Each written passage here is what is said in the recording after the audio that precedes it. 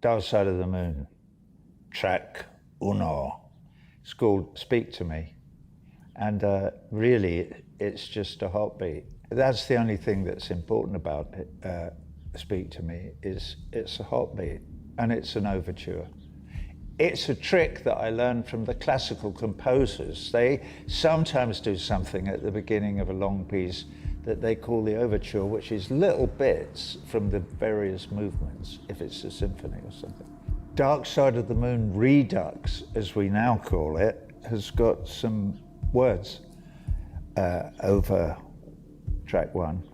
And they are the lyrics of an old song that I recorded many years ago, called Free For, Memories of a Man in His Old Age and the Deeds of a Man in His Prime.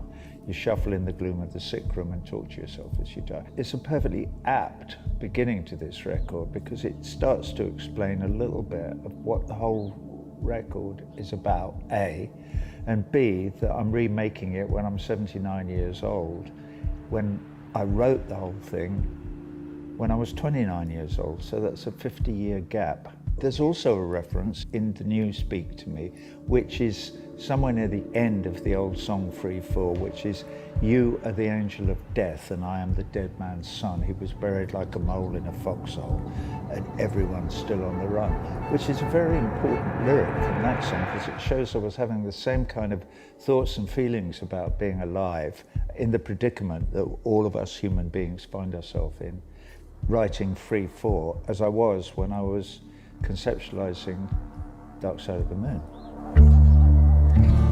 The song Breathe follows on from Speak to Me. You know, you're born and you're that horrible little well, they're not all horrible, don't get me wrong. There's nothing wrong with a baby, is there? But they are hard work. But anyway, that's neither here nor there. There they are and they're going, you know, who's that? That's your mum. Oh. And why am I here?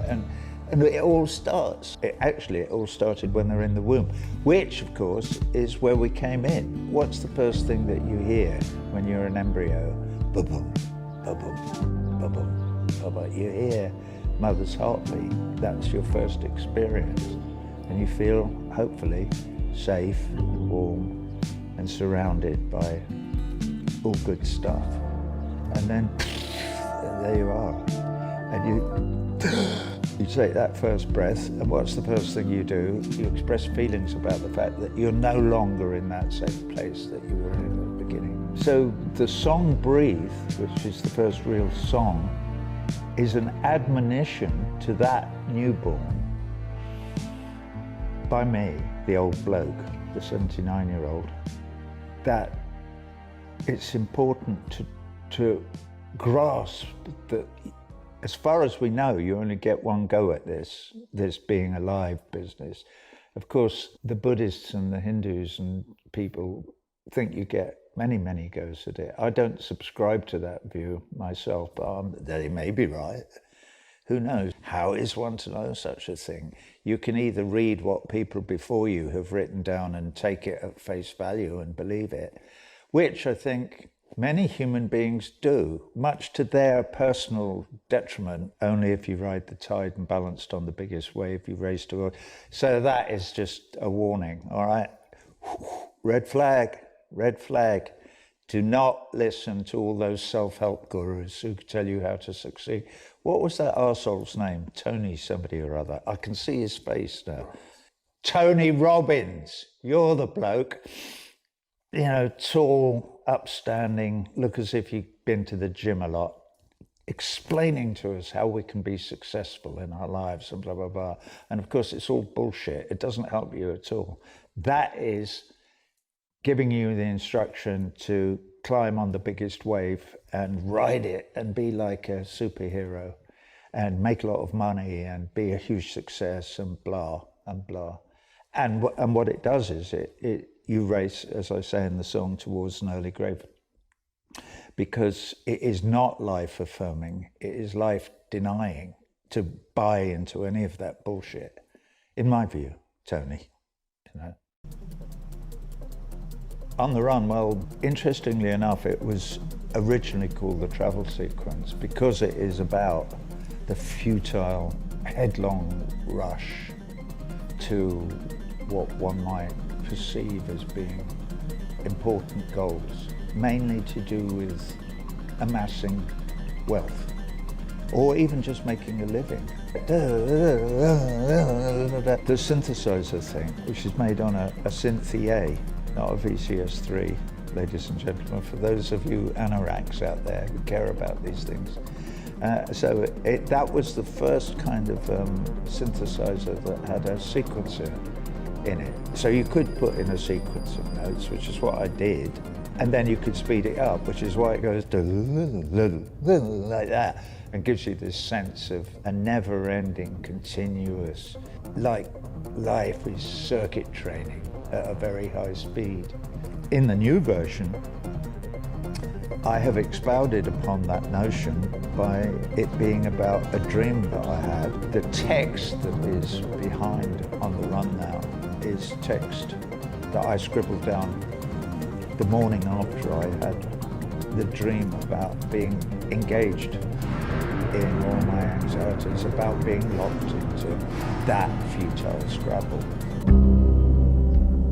Which brings us to time. No one told you when to run. You missed the starting gun. I was 29 years old, and I suddenly had the realization that my life had started and that I was in the middle of it, when I had been under the misapprehension that, yes, my life had started. You know, I'd heard mother's heartbeat, I'd been born, I'd breathed in the air and whatever, but I thought that I was preparing for something that was going to start later. Oh, you must study hard at school, you have to go to university, you have to get your A-levels, you've got to do this and that, because you're preparing for something. And suddenly there I was, and I thought, fuck me, this is it. I'm not preparing for anything, I'm living something. The reprise of the song Breathe, which starts off home, home again, I like to be there when I can. And when I come home cold and tired, I like to warm my bones beside the fire. And far away across the fields, the tolling of the iron bell calls the faithful to their knees to hear the softly spoken magic spells. Those couplets are a cynical reading of all organized religions' dogmas, which all promise us something in the afterlife. And who knows? It's one of the great conundrums of life, is whether or not there is an afterlife. I don't believe there is, because I'm an atheist. It's an eternal dreamless sleep. I believe that when human beings die, they lose their consciousness. You're no longer conscious. So what defines our lives, our short lives on earth, is the fact that we are conscious. There is a notion of I, me. I am an entity. I know I am because I'm conscious. I have formed the view through my life that the metaphysical messages that we've received from the organizers of religion have by and large been softly spoken magic spells. And they don't have much to do with the reality of how it feels to be alive. People who are theist, believe in gods or a god, will often say, how can you possibly have a moral compass if you don't have a deity to follow and to bow down to? You can't. Well, that's always seemed to me a somewhat ludicrous idea. I tell you how. You feel it. You know when you're doing the right thing and when you're doing the wrong thing. You can feel it, particularly if you've educated yourself to understand even a little bit about human history and about how other people feel. That's the important thing. The important thing is to be able to empathize with their predicament. The Great Gig in the Sky is about the possibility of an afterlife. And that is why the voiceover to the new Redux version of Great Gig in the Sky is a real story about me and a great friend of mine, and his death, the death of a friend. And his name is Donald Hall, and he's a poet laureate of the United States of America for however long it was. I had lunch with him one day when I went up there with a friend of mine, the film producer, Bob Shea, and I met Donald, and we hit it off like that, and we became friends, and I only ever saw him again once after that. I sat with him for about 40 minutes, and then he got cancer and he died. I read his book, Essays After 80. There is only one road. It's in the lyrics that I put onto the new Redux version of the thing. There is only one road, and it's the road that I describe in The Dark Side of the Moon. It's from the ba-boom, ba-boom, ba-boom of the womb to whatever the end is. It's actually, the end is eclipse, and the eclipse is the ending of light.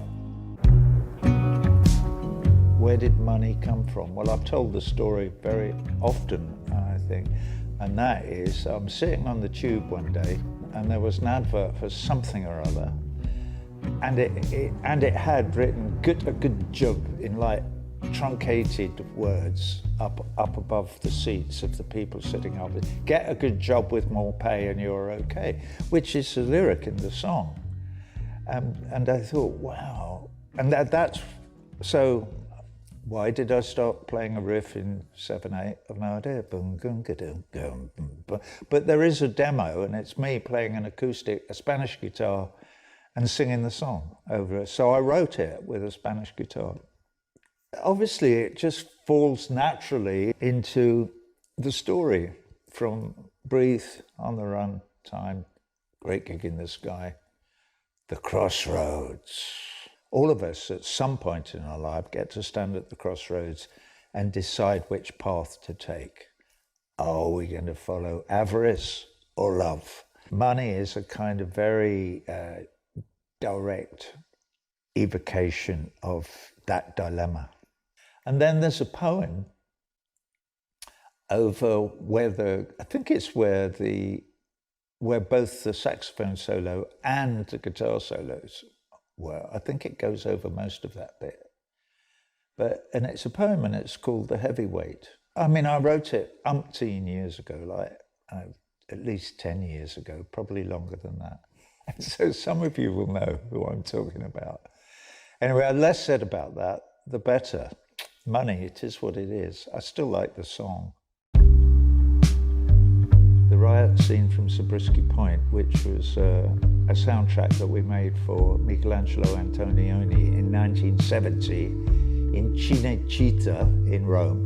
Rick came up with a piano piece 2 or 3 years later when we were making Dark Side of the Moon. I remembered that piece, so I went over to Rick one day and went, "Oi, wake up!"